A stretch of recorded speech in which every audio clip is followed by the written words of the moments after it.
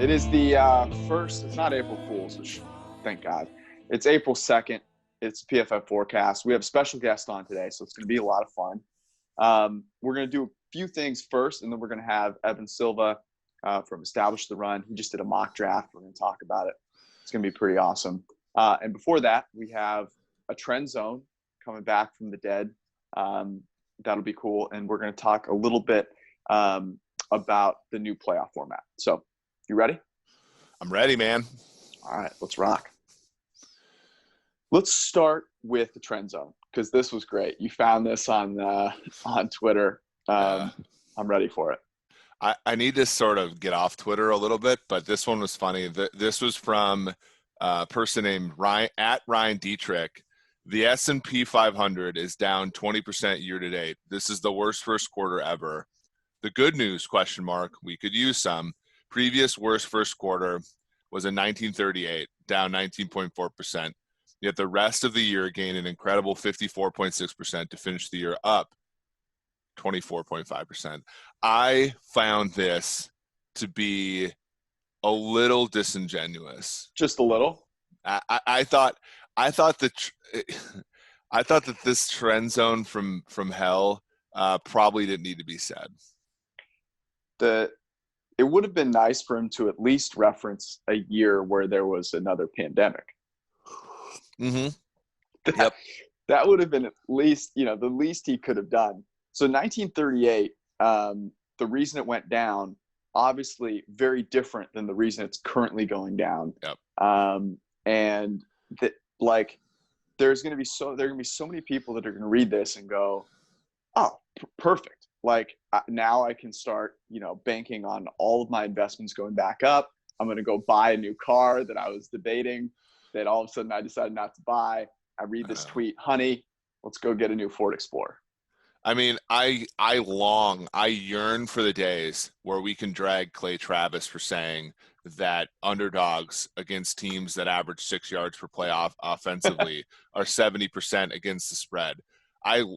Because that's not just as bad. That's obviously less bad, but it's still like the type of thinking has really elevated itself during a time of crisis.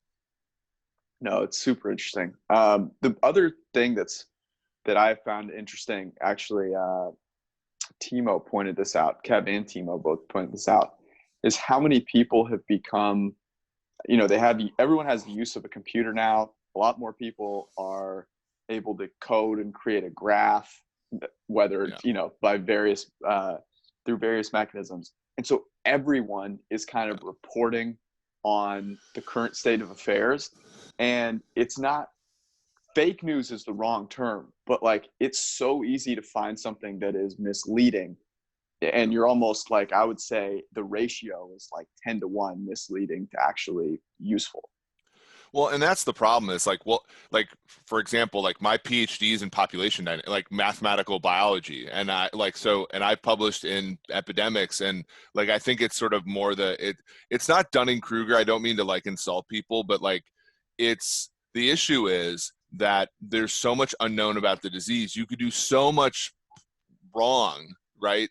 And project so much bad information. I mean, like I said, Clay Travis is doing every single day. And it's sort of like, you can give people hope when it's not warranted. You could scare people when it's not warranted. The fact of the matter is, like, this is a novel virus and we have very little data on it. And the data that we have on it is not spatially homogeneous, right? China's not reporting. China and Russia are not reporting what we're reporting. And so, like, just, obviously this is a time to like trust experts and like use extremely wide error bars. There was that 538 article where essentially they all drew these like estimates for deaths. And it was like, what does this exercise accomplish? Yeah. The 538 articles have been really good. Okay. Yeah. That was our Corona update for the moment. Have you finished Tiger King? Yeah, I finished Tiger King. I might move on to Ozark. Our pal Bruce, and I have a lot of coding to do today, so he was like, Ozark's really good, so I might have that on in the background. Who knows? I haven't even finished Tiger King yet. Come on. I know, I'm bad. My girlfriend doesn't really like it that much. Well, of course she wouldn't. I mean, it's a disaster. Plus, I think. here's the thing. Here's the difference between Sam watching this and my wife Stephanie watching this. My wife Stephanie is from like the middle of nowhere. Like there are more Amish people that live in her town than like normal people. No offense. and so like she rolls her eyes at the whole thing because there are people who are literally like shooting guns in the middle of her town, whereas Sam's not from like so like might be more like culture shock to her. I don't know. That's my hypothesis. I don't know. I can't see a reason why she wouldn't love it. Okay, before Evan comes on, we're going to talk about one thing kind of quickly, which is that they confirmed the new playoff format. Yeah. And so you wrote a really cool article where you reran the simulation of the playoffs, but this time with the new format. And my hope was that it would help the 49ers out a little bit. I don't know if that would make me feel better or not. But there are a wide variety of takeaways that people have for what they think this is going to do. What it did for last season's playoffs was pretty interesting, though, because it makes things, I think, more interesting. Right. I think, and you had this hypothesis when we were talking about it about a month ago, that it would help the 49ers. And I do agree. It did not help the 49ers in the aggregate, but I do think it would have helped them have a different opponent in the Super Bowl. Right. Because what we found is that the 2 seeds understandably are negatively affected by this. There's a lot more parity in the 2 and 3 seeds, as you would expect, because oftentimes, as we saw this year, the 3 seed is oftentimes as good or better than the 2 seed. And they just, by hook or by crook, the 2 seed ends up getting a bye. And that's what happened. I mean, Green Bay's Super Bowl probability went down 4%. New Orleans went up about 4%. And that's, again, by virtue of the fact that New Orleans was, I think, fundamentally a better team than Green Bay last year. And New England even jumped up 3%. Kansas City fell about 4.5%. And even, Kansas City wins their opening round matchup against Pittsburgh about 3/4 of the time. Green Bay only wins their opening round matchup against LA about 60% of the time, 65% maybe. So it negatively affects the 2 seed, but it does not bump. It does not consolidate the power, at least absolute power, of the 1 seed. In fact, with respect to San Francisco, their Super Bowl probability went down because they're more likely to get a matchup with New Orleans than previously stated. And there's a wonkiness to last year that creates that, right? So when I was thinking, oh, this helps the Niners, I had already put them in the Super Bowl, right? If this happens next year, you might expect, oh, that's not the case. It's not the case that the Packers, who fundamentally, overall were not as good as the Saints, as you wrote, except for when they played the Vikings, that might reorganize itself, right? That maybe the Saints, will win the tiebreaker next year if this were to be rerun, and those things might be a little bit different. But it is super interesting. The reason that I just think it's awesome is that now we have 2 more games, and it allows for more great moments, because you always get a couple of duds, and we're used to having all these games every week, and then you go to the playoffs, and if the first round, there might only be one good game, this gives you a chance to have more, and that just makes the whole experience way better. So yeah, I agree. And then it sounds like CBS and NBC get an additional game each. So is that a Mike Tirico? Yes. And Mike Tirico game? That's awesome. That's always a good addition to the weekend, right? But no, I talk about this in the article. The last time. Go ahead. Doesn't Nickelodeon gets one too? Did you see this? Which are your kids? Give my kids a chance to watch. Yeah, maybe the team. Like if the team wins, they'll instead of dumping Gatorade on the coach, they'll dump Gak or slime. Who do you think calls that game? Like Teletubbies? Amanda Bynes? Vintage Hillary Duff? Yeah. Well, the Boy Meets World cast? Dude. Look, if Topanga calls a game, I will certainly watch. I'll watch anyway. Yeah, maybe that's not their demographic. I have no idea what Nickelodeon's demographic is at this point. Interestingly, though, so I wrote about this in the piece. The last time, so prior to 1990, all 3 division winners got byes, and the wild card round was 1 game each conference. And in that format, only one team that was a wild card team and hence didn't get a bye made the Super Bowl. It was the '85 Patriots. Wow. After that, they went to 6 teams, and it still took a while. But I list this out. There was like 5 or 6 wild card teams that not only made the Super Bowl but won it. And then the consolidation has happened over the past 6-7 years. 2012 was the last time a team without a bye made a Super Bowl. So it'll be interesting to see. I still think last year was wonky enough where there still might be, and it is a relative consolidation of power. Baltimore's ratio of winning the Super Bowl over Kansas City's higher now because Kansas City went down. But I still think that the 1 seed does get a huge advantage here. I just don't know if it's any bigger than the advantage they once got. I would concur. We are waiting for Evan to jump on with us. But while we do, might as well tease what we have coming up, which is on Monday, our dear friend, Fred Gaudelli, who joined us last year, is going to join us again. And I'm personally just super excited to talk to him. I had wanted to pick his brain on a bunch of different things. I figured instead of just having that conversation, let's have him on the pod, ask him there. I'm not sure that there is a single person in football that has more things to talk about than Fred Gaudelli right now. He's the head executive producer of Sunday Night Football. So that'll be fun. That's coming on Monday. We have Evan Silva coming up today. And that's going to be awesome here just in a second. So he did a mock draft, and we're going to talk to him about his mock draft. And I don't know if you had a chance to look at the comments that people have left him. No. I mean, I did see some people giving him flack for what was the Patriots getting Jordan Love, which is interesting. But I have not read them because, Evans won competitions for mock drafts before. Like, I think he's pretty plugged in. And there's one particular pick that I actually, when I was inclined to bet it to begin with, but I put more money on a certain prop as a result of what Evan posted for his mock. So, like I said, I think the people in the comment section are the same. They're kind of like the same people that are, comment section for our stuff. It's like, anytime you want to present a new angle, you have to sort of go through the wall and you get bloody, I guess. All right. So we'll get, let's just get right to the interview. Let's do it right now. So we'll get to Evan Silva. Here he is. All right. Joining us now is the co-founder of Establish the Run, Evan Silva. How are you doing, brother? Good, man. Good. Just trying to stay away from other humans as much as possible.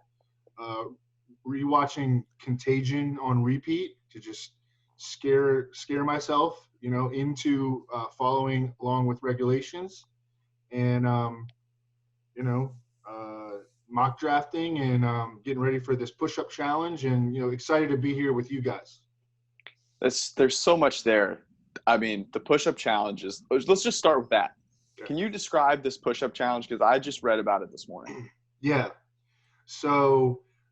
Jonathan Bales, who is he was the co-founder of Fantasy Labs, and he's like really like an entrepreneur, and he's like really, I mean, he like got rich, so now he just like cares about like staying fit, and I mean, he's in pretty good shape, and he was challenged to do 2,400 push-ups in a 12-hour span by a guy by the name of Draft Cheat, who is like this, I don't know, like goofy personality on Twitter.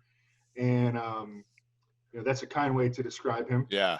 And so, but I wanted to ask you guys, because, I mean, before all this started, I was doing like CrossFit 3 days a week and boxing 2 days a week. And we do a lot of push-ups in CrossFit. And I know that, doing push-ups is, there's just a point at which you can't do them anymore. Right. Like you can't like will yourself, like our shoulders are pretty weak generally. Like it's not a strong muscle generally. Bales does have big shoulders, so maybe that'll help him get an advantage. But like our shoulders aren't like, think about like when you're doing cleans, like you can't clean nearly as much as when you do like deadlifts, right? Well, you can't like those things like push-ups, anything that requires that much strength. When you reach failure, you're totally fucked, right? You just can't, like, you can't just, do more 5 minutes later. I have two questions though. My first question is, what are the guidelines for the push-up? Because I've done push-up challenges before, and like if you go chest to deck and then full lockout, that is a completely different exercise than just going from straight arm to 90-degree angle, which I believe is the Guinness Book standards. Well, and that's a really good point. Yeah, what's the price on? Because I'd like to bet on like all the bets not clearing, because I think that's going to be a controversy where he does push-ups, and granted he's fit, very fit, and I'm not trying to degrade the guy, but as George said, like technique goes away relatively quickly in a circumstance like this. So yeah. I mean, but that's going to be a debate by push-up 600 at under that probably. And so then do all bets just get canceled in that situation? Yeah, that's going to be a tough one. I mean, what did they set as the standard? Well, Bales did some sample ones, and he was doing pretty close to full lockout. I mean, I've seen people do like push-ups with like their arms out far, but he was pretty close to full lockout. Okay. How far down did he go? I mean, was he going like chest to the ground? He was pretty much hitting the ground. Yeah. Fuck. So I did a little bit of research before this because I was really curious. The Guinness Book of World Records for push-ups in a 24-hour period is 46,000. So I read this and I go, okay, well, this has to be a different exercise than I do, because when I do push-ups, and I have done a lot of them because I'm working out and at home now, I usually go chest all the way to the deck and then full extension. It's the best way to get exercise out of it. But the Guinness Book standard is just to 90 degrees, which totally changes things, and that's how a guy can do 46,000. So if that were the standard, I would think he would get that many easily. A lot of the quote unquote sharp people we know have been betting Bales over, which is interesting, right? Pete, who is like, you were very kind to him, but he sort of a troll kind of thing, has been, I think he's been booking all the unders, right? He likes him under. Yes. What do you like? I mean, I like to bet on Jonathan Bales and against Draft Cheat whenever I possibly can. That's like just a lifetime plus EV move. So I'm just rooting for Bales. Yeah, man. The failure point is a really good one though, because I've done some of those things where you like try and do as many push-ups as you can in a minute or 5 minutes, or how fast can you do 100? And if you are stupid, you can, like, if you're trying to do 100 push-ups as quickly as you can and you go out and do a max set, you're pretty screwed. Yeah. I mean, if I were trying to do this, I would do 25 at a time, 8 times. It's relatively quickly in the hour, take the rest of the hour off. And I think you could probably, I think that's accomplishable, right? Well, what would your strategy be, Evan? I would probably I try to do 5 every 90 seconds and like essentially like lay down until, the next interval begins, I think. And like, because I'm just worried about my arms and maybe even my wrists too. Like your wrists, you're putting a lot of pressure on your wrists. I mean, for the last like 3 days, I would have been just sitting around all day going like this and like, trying to make my wrist stronger. Yeah, so that gets you, would your plan be, okay, I'm going to do 100 an hour for 24 hours? Or would you try and build like a chunk of rest time in there where it's like, okay, I'm going to stay awake for 12 hours. I'm going to sleep for 5. I'm going to get up and then I'm going to do more. I think that one maybe underrated obstacle is just the boredom and the monotony of doing Yeah. of doing this for 12 hours of your life. I mean, Yeah. you literally just, after 7 hours, I'm like, I don't want to do this anymore, and so how is that going to weigh on his mind as well? Mm-hmm.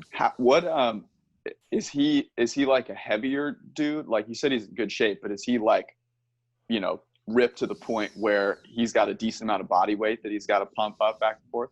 He's like shorter. I'd say he's probably like maybe 5'9", 5'10". Okay. But So not as much range of motion. Yeah. Yep. I'm taking the over. You've convinced me. I have faith in it. Optimism reigns supreme. I kind of think I'm very curious as to whether I can do it or not. Evan, you've met me. What do you think? I mean, I think that you're about on par with Bales. You're probably a little taller, right? Yep. How tall are you? I'm just like a hair under 6. Okay, yeah. I don't know. I'd like to measure your arms. I mean, does arm length come into it? How strong are your wrists? I think my wrists are actually in pretty decent shape because I do a lot of push-ups in general. Mm-hmm. Yeah. So I think I would be in decent shape. My only concern with you, George, is that you've had injuries to your shoulders and arm before. Mm. But they are relatively in the past. Yeah. But that's the thing. If I'm going to sign you to a free agent contract during the COVID-19 situation, I need to get you over here for a quarantine physical. And that's true. I like Evan's strategy though. I think that would be the one I would probably go with. Okay, let's talk mock draft. So you put out your mock draft. It got some great comments because people never understand what the fuck a mock draft is. So please tell us the goal of your mock draft. Yeah.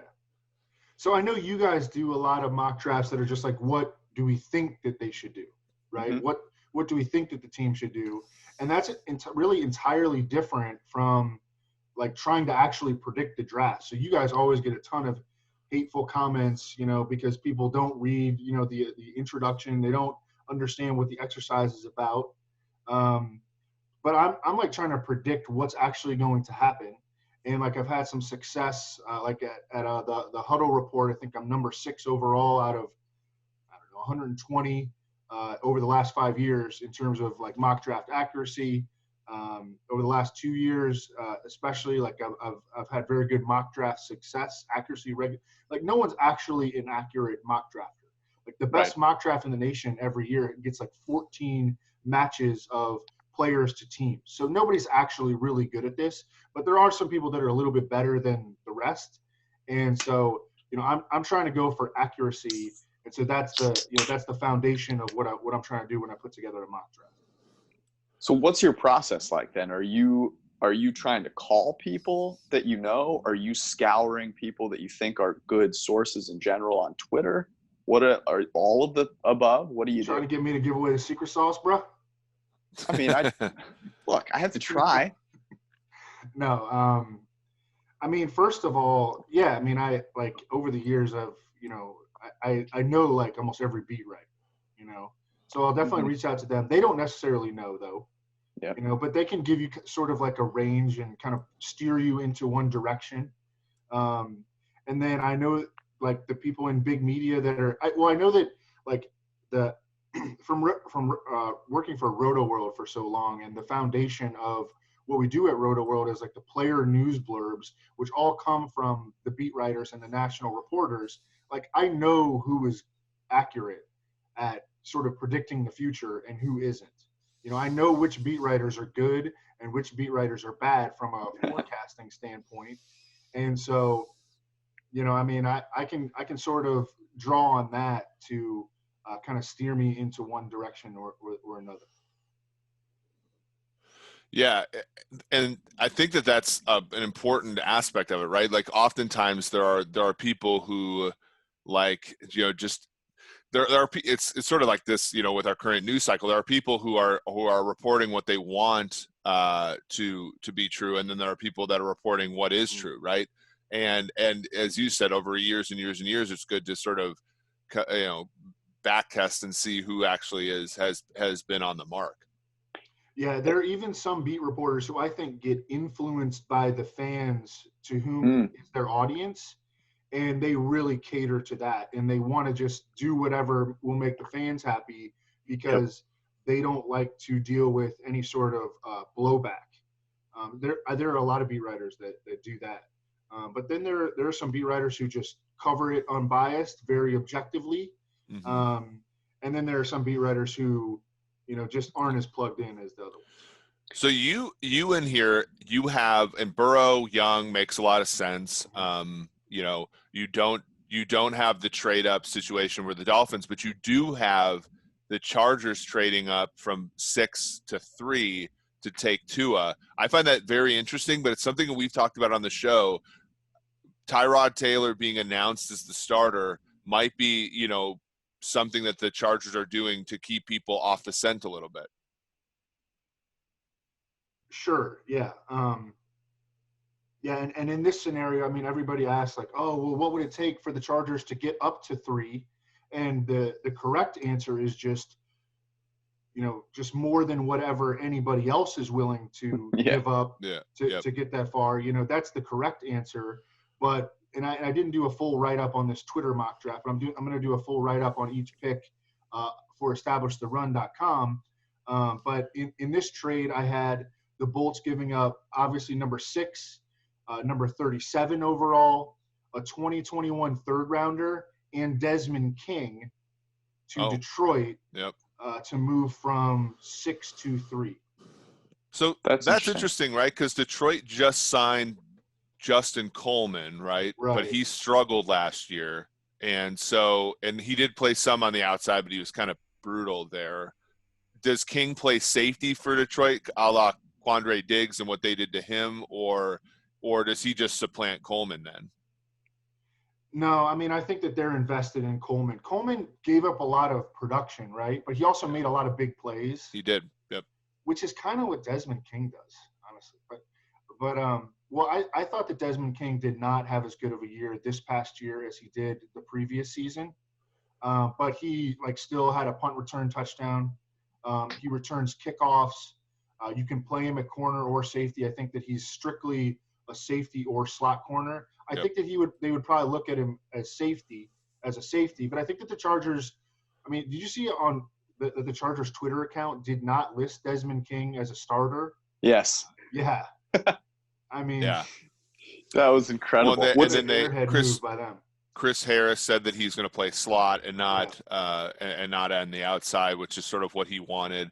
It makes a lot of sense that he's a trade chip for sure. Here's the interesting thing about this. And his contract expires after this season. Yep. True. So here's the interesting thing about this trade. First off, to me, this saves the Chargers franchise because they're such a good roster, but they have no quarterback. And if they miss out on Tua this year, they don't necessarily have a way to get they can't do it. They can't tank because they have too good of a roster. So the ability to trade with the Lions where the asking price might be lower than with the Redskins up at 2, to me, that's like franchise changing.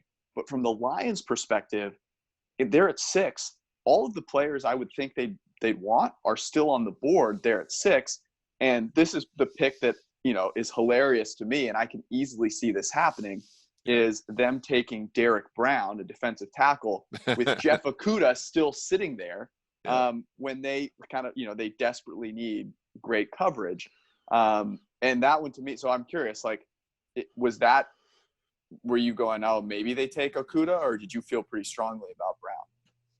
Well, I wanted to do something a little different than what everybody else had, honestly, a little bit. I mean, and I know that, I did my first mock draft and I had Jeff Okudah in there, but everybody's got that to the Lions. Yep. And really, if you look at their roster, and some people ask me, well, why did you give him Derek Brown? I was like, because they're not a very smart organization. But if you look at their defensive line right now, the interior defensive line, I think they're weaker there than they are at corner, especially in this scenario where they are getting Desmond King.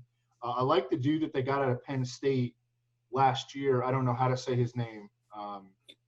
He's a big dude, height, weight, speed guy. Yep. he got some opportunities last year. He made a couple starts, and then Justin Coleman in the slot and Desmond Trufant on the other corner. Mm-hmm. And I mean, they cut Damon Harrison. They let Mike Daniels walk. They let Ashawn Robinson walk. I mean, they've got very little. I think their most tenured. They have nothing on the interior defensive line right now. Yeah. So I think that they could maybe talk themselves into Derek Brown. If that happens, if Derek Brown goes top 10, you might have to pick me up off the floor. Yeah. I will be laughing so hard. It'll be a combination of laughter and immediately trying to take out a loan to bet the under for that team this coming season. Evan, you miss out on the very prominent presence that is Danny Shelton on that Detroit Lions interior defensive line. But no, that's a good point, and I think the Desmond King thing, we didn't know that was part of the trade, but getting a corner there or defensive back in that case really makes sense. The one pick that I like, and I personally, in terms of props, have bought into already. I already bought into it, and then of course you are confirmation bias for me. Is Isaiah Simmons draft position under 6.5, namely to the Giants here. They've struggled at linebacker since I was basically in middle school. They tried Alec Ogletree, he stunk. You look at all the passing maps against them, there's a huge ass red circle in the middle of the field every single year. And I think that this pick makes so much sense. The only worry that I have is if their GM wasn't Gettleman, that they'd trade back for Simmons. But since it is Gettleman, I do think that they just simply take him at 4. Yeah, or is this too new school of a pick for Dave Gettleman? Is Isaiah Simmons too new school of a pick for Dave Gettleman? Yes. Maybe, but at the same time, like they're being influenced by Joe Judge, who's a Patriot, right? He's old school too. Yeah, but if you look at the way the Patriots go about their business, right? They're Patrick Chung plays linebacker even though he's a safety. Yeah. Kyle Van Noy plays edge even though he's a linebacker, like all that kind of stuff. Well, what about this? We know Gettleman, he sees everyone out there saying that he's way too old school. He sees that for sure. And he goes, okay, well, how do I bring myself into the new age? Oh, I got it. I'll take a linebacker that can play a couple of different positions. I've heard people like that on Twitter. Yeah. No, I absolutely love that angle there. Okay, here's what I've been waiting to talk about. This is my favorite thing about this mock draft, and it's kind of a two-part question. So this is a loaded receiver class. We talk about all the time how important the passing game is, how important good receivers are, and you have the first wide receiver not coming off the board until 12, and you have that first wide receiver as Henry Ruggs. Just take me through that process, because I think those are two things that are in the minority for a lot of people. It's just there's been a lot of chatter about Henry Ruggs being the first wide receiver selected among people that are in the know. So this has nothing to do with my personal evaluation. Like, I love Jerry Jeudy, and then I think there's maybe a gap after Jerry Jeudy to the next guy. But there's just been a lot of chatter about Henry Ruggs being the first wide receiver drafted. And I'm not one of these people that just dismisses everything as a smokescreen. Information definitely gets out before the draft.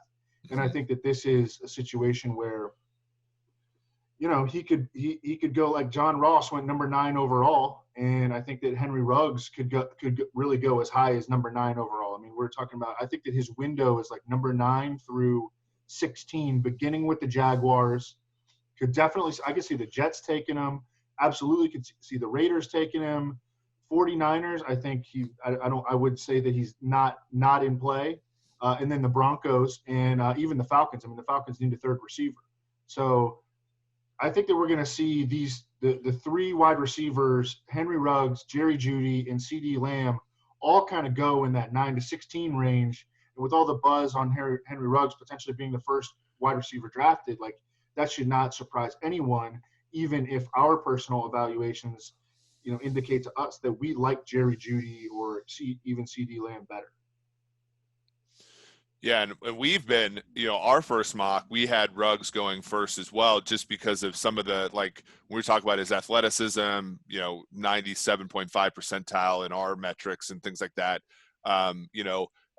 Obviously all three of those guys are really good, but like, I don't see the gap there necessarily, but it's interesting it's news to me that there's some, chatter that he could go first. So that's pretty cool there. I do really like this idea, though.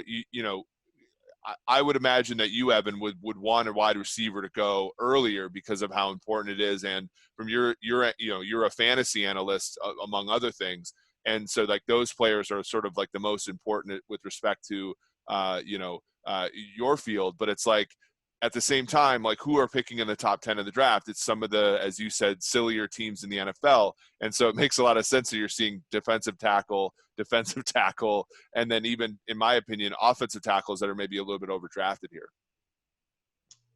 Yep, absolutely. And I also think that, with a guy like Henry Ruggs, like, just some team is just going to fall in love with his speed. We've seen he's drawn a lot of comparisons to Tyreek Hill. In this particular mock draft, he goes number 12 to the Raiders. We've seen, actually Tyreek Hill hasn't had his biggest games against the Raiders, but we use him in DFS every single time anyways, but it just has not worked out for whatever reason. But I mean, we've seen, like, defensively, the Raiders just get smashed by the deep ball. And they do play against, and they have to prepare for Tyreek Hill twice a year. And I mean, they don't have anybody really. I mean, Tyrell Williams is, I think he's a fine number 2, but I think that they could see Ruggs potentially being their number 1. They don't have a field stretching receiver. They've got a good slot receiver in Hunter Renfrow, who I think had a really, really, really underrated first season. He was number 11 in the NFL in yards per route run. Yep. Wow. For you guys. I mean, Darren Waller was a 1,000-yard tight end, which I had I spit out my coffee when I saw it. The first time I was actually looking at the raw numbers. And he's a low ADOT tight end, so and they need to add a high ADOT, really, to a high ADOT presence, really, to see if Derek Carr can finally start to be a little bit more aggressive going down the football field. He's been pretty accurate when he has gone down the field. It just has not been a big part of his game. And you bring up something so interesting there, because I agree with your thought process entirely. If you don't give a quarterback weapons, then you always give you give him an opportunity to sort of deny, plausible deniability, right? You give him the opportunity to say, well, they didn't use me properly, or I didn't have enough support, and all this kind of stuff. And with quarterbacks, especially like Daniel Jones, that's why we like the wide receiver to the Giants, or some of these younger guys. Josh Rosen was another one back in the day. If you don't give these guys weapons, you can you're going to continue to have them year to year, and people are going to be truthers of them. Well, you never gave them a chance. He did nothing wrong. I love the idea of the Raiders going wide receiver, as you said, to find out if Derek Carr can be their quarterback, because as of right now, I would bet the no, but at the same time, they haven't given him a ton of support over the last few years. That's a good point. Okay, let's do some real quick ones here, because there's a bunch of really interesting stuff. Everyone should go read your write-up. When is it coming out? I mean, probably no later than Monday. Cool. Go check it out. But there are established run, good stuff. Well, of course it is. The name is fantastic. No Christian Fulton in the first round. Mm-hmm. Him slipping a bit. It surprised me. Does it surprise you when you looked at the end result and you said, wow, a lot of people have this guy pretty high. He just didn't make it in the first round. I mean, I have a list of 6 guys that, are next, and he's right at the top of it. I thought about trying to jam him in maybe to the 49ers, but I went with A.J. Terrell instead. I could see the Chiefs taking him at 32, Christian Fulton. So he he was just right on the brink. And sometimes good players fall into the 30s and 40s. Eric is a Chiefs fan, so it's only apt that you gave them a defensive tackle instead of Christian Fulton, the cornerback. That was perfect. I read this. I go, this is great. We have to talk to Evan about this because Eric's going to be so on tilt. Well, do you think because the Chiefs have drafted Derek Nottie, Kylan Saunders, Tano Passingo, and Breland Speaks over the last 3 years, and now they have Chris Jones under the franchise tag. This is under the assumption that they trade Chris Jones, yeah? Yeah, I mean, I think it seems like 50-50 that Chris Jones is going to be back. I don't know. I mean, I think that, ideally you would have Chris Jones and another really good player. Do you think that any of those guys that you just mentioned have really stepped forward as good players for the Chiefs? No, I mean, Passingo had a decent time of it as an interior rusher in nickel and stuff. They also just re-signed Mike Pinnell, who was a very good run stuffer for them down the stretch. But I'm just thinking from a body, like they have so many bodies there, and like some of them are still on the rookie deal and probably not cuttable. That's my only like pushback. But I think if they trade Chris Jones, then it makes a lot of sense for them to at least consider a good defensive tackle, because without Jones, all their interior guys are limited at best. Why are they not paying Chris Jones? I mean, this dude is awesome. Well, their issue is that they paid Frank Clark, and so, for one, they have like less than two. They're like qualifying for the stimulus check at this point. They're under $200 in cap space. They had $177 in cap space. Right. So the issue is they're in a standstill with Sammy Watkins because the market for Watkins would probably be pretty good if he was cut. So he's holding out a little bit for probably a better restructure than they're giving him, and then the Mahomes contract, right? So the issue with the Chiefs is they just their space issues by virtue of trading and signing Frank Clark, I think make signing Chris Jones prohibitive. Okay, interesting. Quarterbacks. You have Justin Herbert going 18 to the Dolphins, and Jordan Love going 23 to the Patriots. Which one do you think has a better chance of happening? Herbert to the Dolphins or any quarterback, let's say, to the Patriots?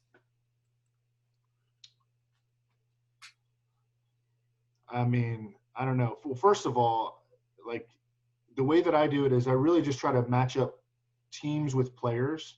And so, the fact that Herbert goes at 18, like I don't really care about that.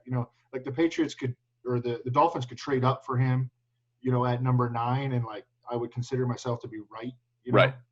And then same deal with the Patriots.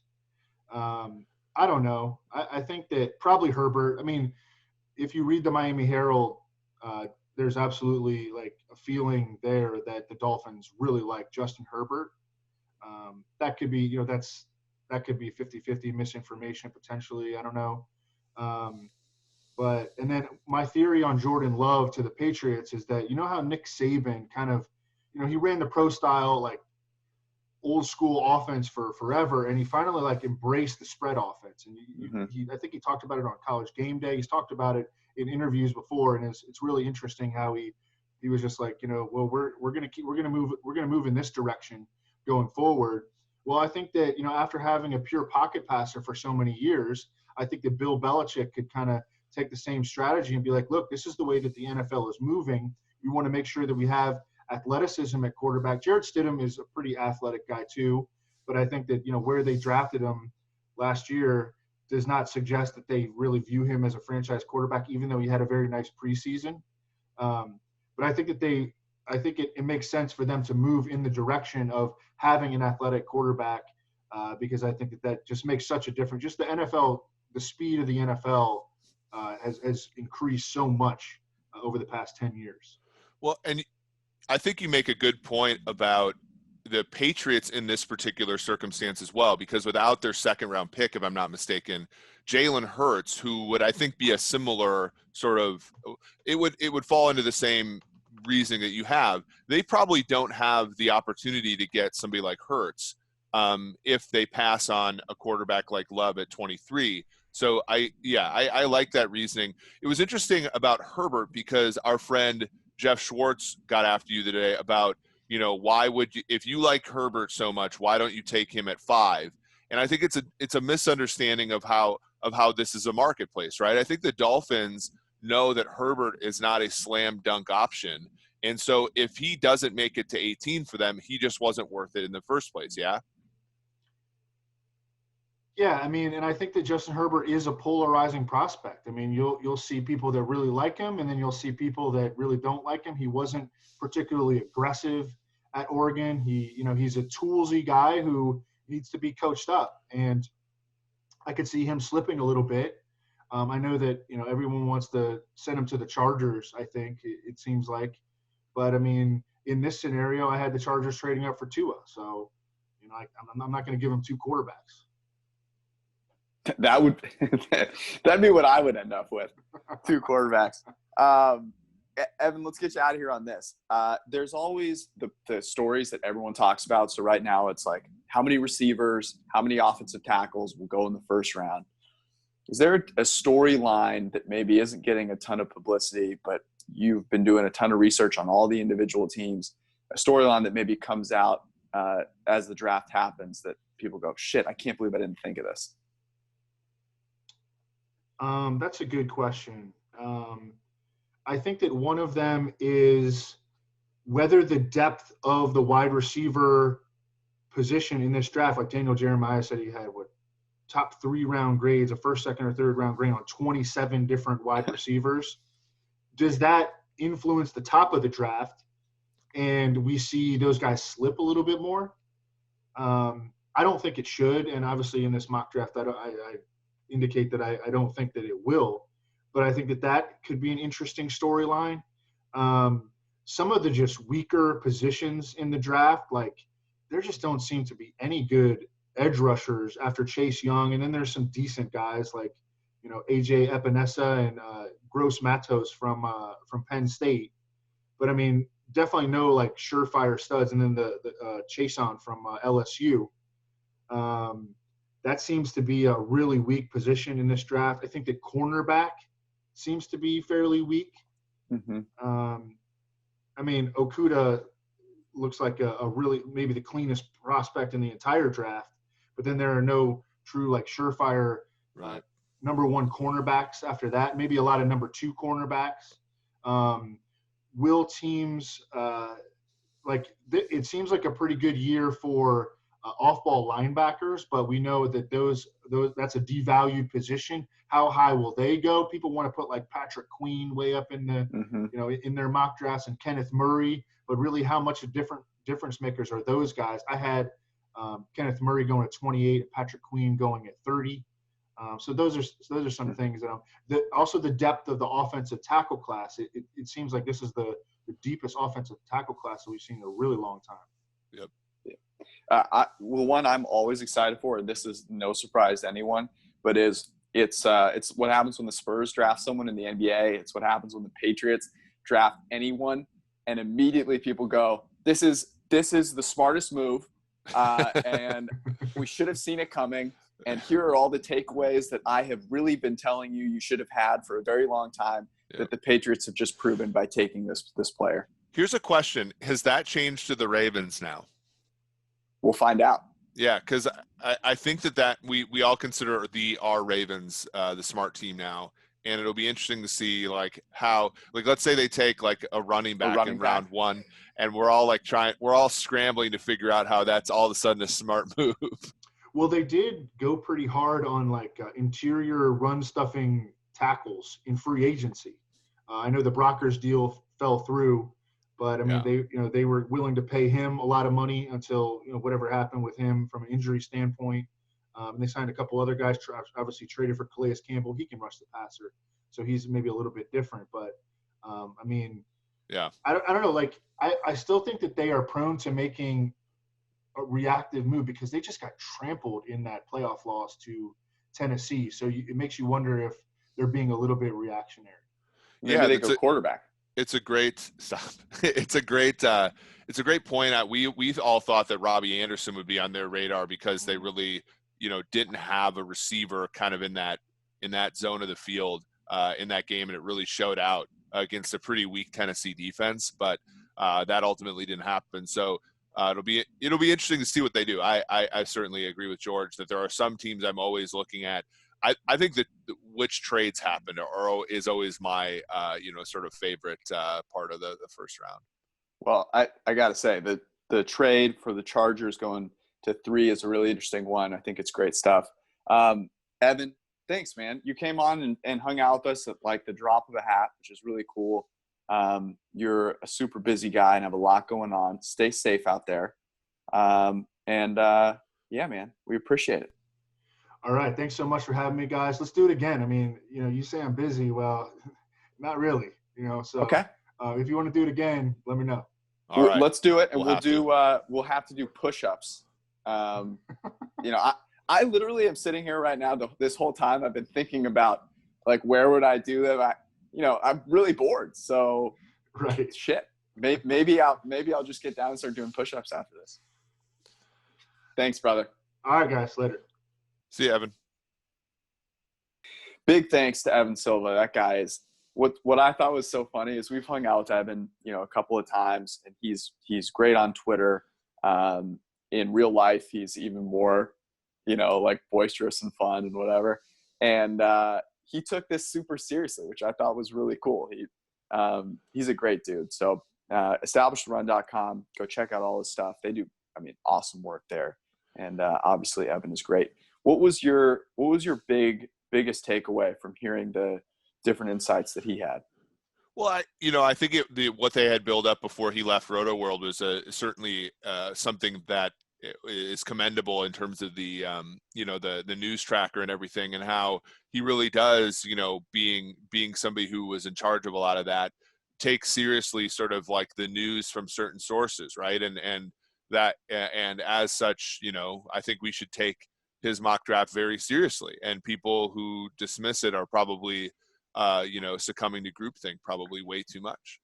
Here's my takeaway, and this is the one that I had even before. I was really looking forward to Evan's mock because here's a thing that we often overlook all the time, which is just how good is someone at talking to other people and gleaning information from them. And Evan might be better at that than anyone. So when he puts this out, there is a lot of stock that I put into it, and comparing it with what the math says you should do. And this is a first look at what something that is really going to be like the NFL draft kind of looks like. And the opportunity for improvement in the draft because of the bad decisions that teams ahead of you are going to make is massive. And I always think about it with respect to the Niners getting Derwin James just kind of plopped in their lap and them not even taking him. But you look at Derek Brown going in the top 6. You have Okudah slipping to 7. You have the 3 best wide receivers all making out of the top 10.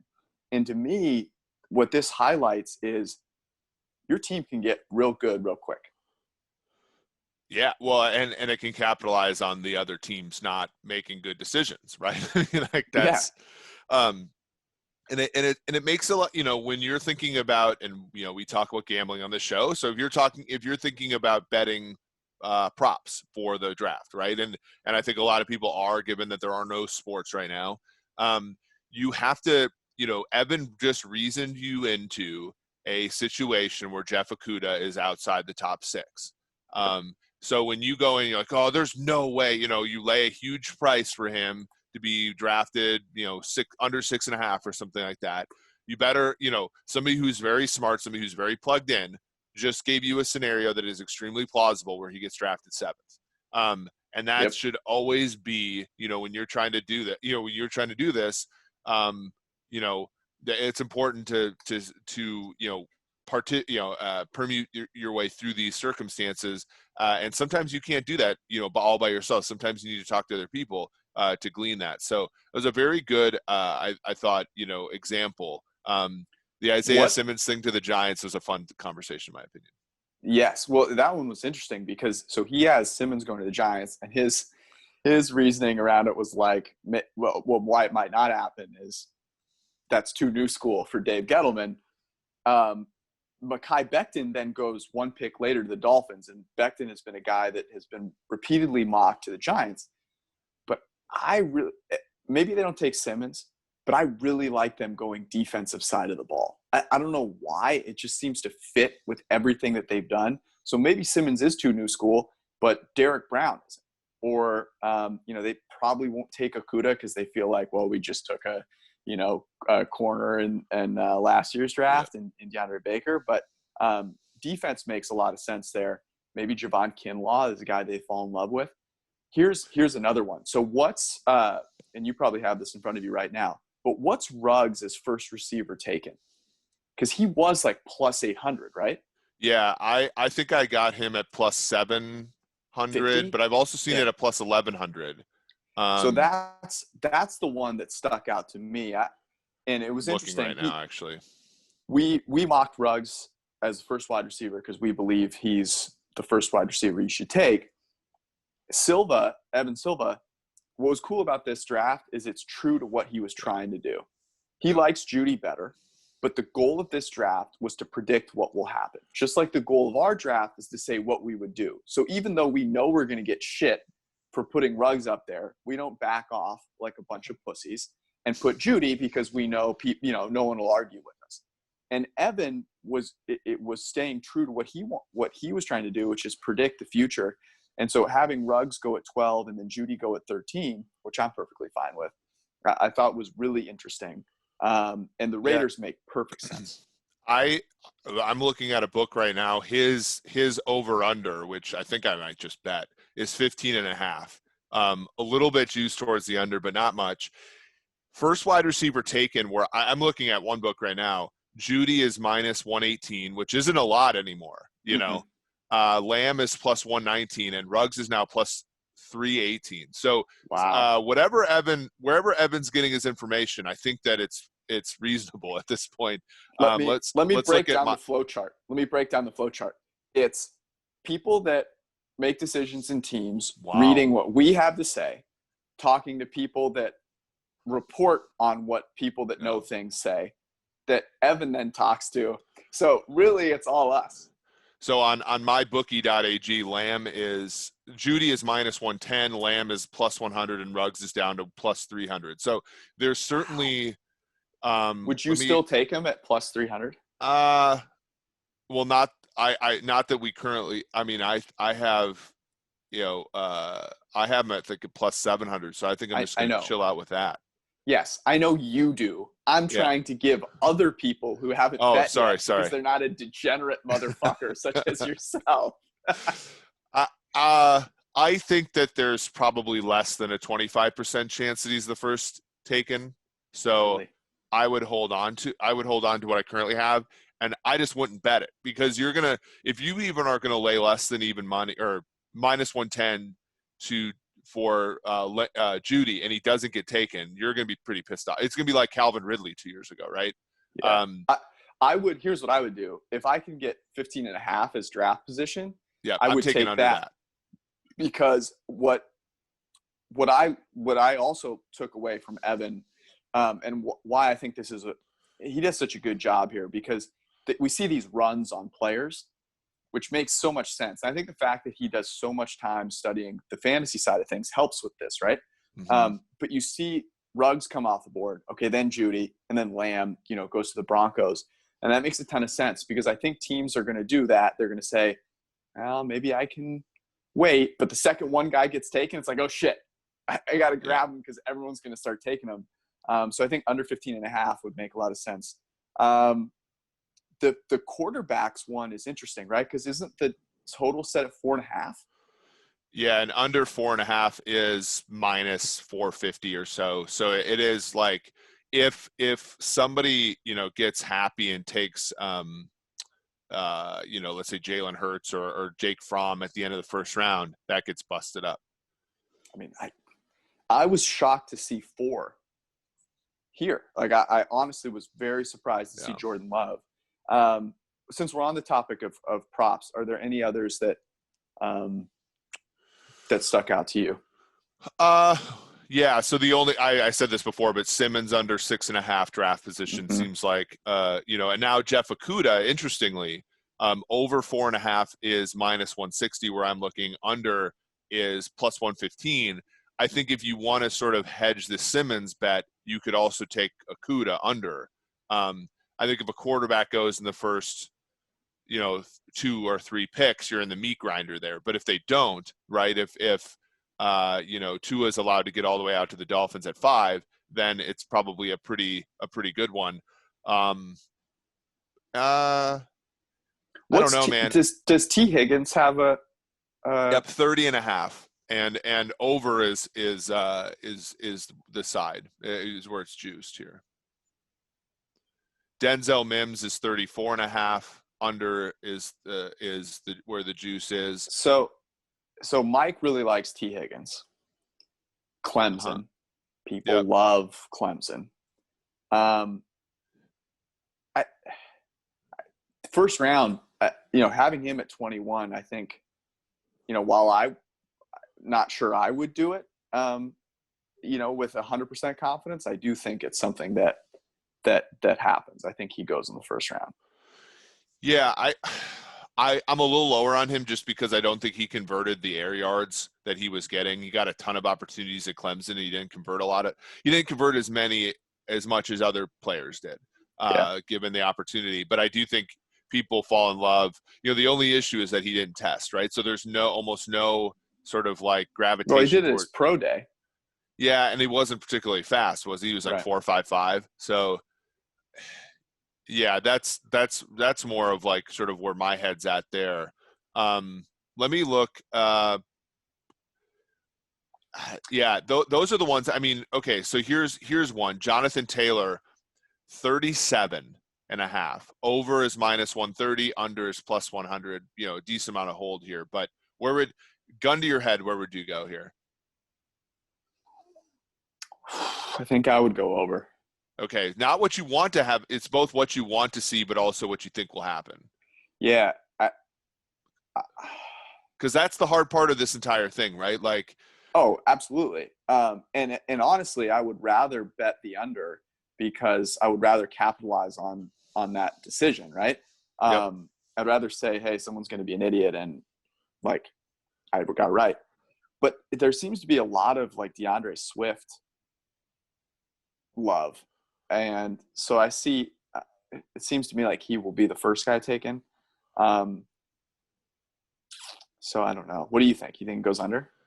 No, I don't think people are as enamored with him. Maybe it was because we called him slow on the podcast.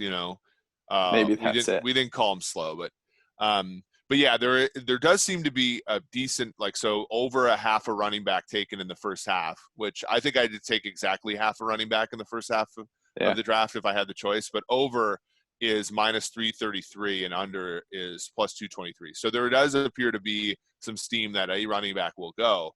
But it doesn't appear to be Taylor. I think Swift is the one that folks like the most. So Evan just sent me the Twitch stream for the push-up contest. Yeah. My competitive juices, man, are flowing because so first off, Jonathan Bales is a pretty ripped dude. So I think he's got this in the bag, to be perfectly honest with you. Yeah. And he's doing a really good job of going basically right to 90 degrees, which I actually think he's going below. And that may be his downfall, because if you're strong and you can do push-ups, it's super easy to knock out like real push-ups. Yeah. And, at first, and then like eventually it goes. Like I have done this many times like an idiot, but I think he clears this with ease. Yeah, and most of the people, I think, our friend Rufus and some of the sharper people that we know all took over. I think. I wish I'd known about this before this morning. Yeah, but the issue was finding somebody to take under, right? Yeah. Because I don't know. I bet on this with our friend Ben Brown. I have a steak dinner, I think, on over. What? You didn't tell me about this? Well, are we not friends? This is like right up my alley.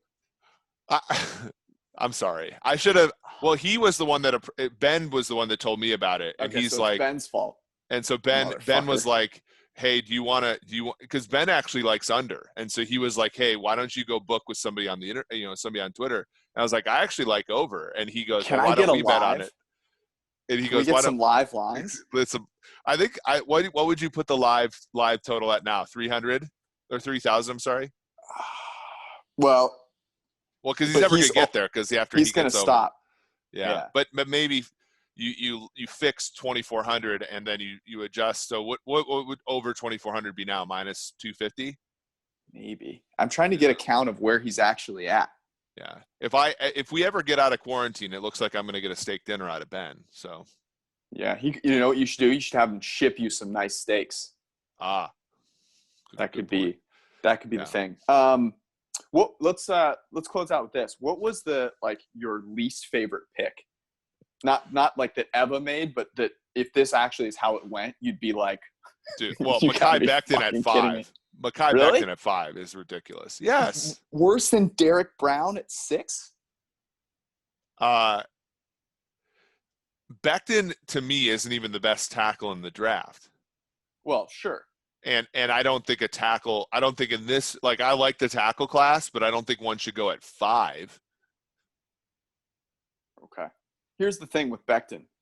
There's at least enough unknown about him where, okay, he's a physical freak. Maybe it turns out Louisville's a shit show and, he's a great left tackle. Yeah. But Derek Brown is a good player. And this is nothing against Derek Brown, of course. But a guy who plays interior defensive line that's good at stuffing the run, what? Even if he's as great, even if he does end up being as great as you think he can be, that's still just not that valuable. Yeah. My favorite one is your Chiefs taking a DT. Well, and that's if they take a defensive tackle there, I don't know what I'll be. How about the Dolphins in this draft coming away with Becton, Herbert, and center Cesar Ruiz? Dude, if this happens, I don't even know where I will begin. I will be so busy if the Niners come away with Jerry Jeudy and AJ Terrell. I will be so euphoric. I will be dancing probably in the same apartment. I will be so excited. But that's not going to happen. It's going to be like Javon Kinlaw and they're going to go Javon Kinlaw and let me find it. Center Cesar Ruiz, but they're going to move him to guard because they need they need depth on the interior of the offensive line. This is fair. I'm enamored with this push-up contest. This is fantastic. There are a ton of people watching this. I figured you had seen it on Twitter and had dismissed it as but no. I should have realized your competitive nature would have, elevated. Yesterday, I spent very little time on Twitter. I think I finished actually working around 9:45, and then I went on Twitter and I somehow didn't I didn't see it. So, I'm gonna go do some push-ups. Anything else we need to tell the people about? Nope, just Fred Godelli. Oh yeah, early next week, Monday. Hopefully we'll be live by then again. Thank you all for listening during these trying times. Hopefully we can bring some entertainment and some enjoyment to this situation, or at least give you something to hate besides the coronavirus. Yep. We appreciate you guys. Thanks for tuning in. Peace out. You want to get rid of me and get back to more great PFF YouTube content? All you have to do is push that button right there and subscribe. Thanks for watching.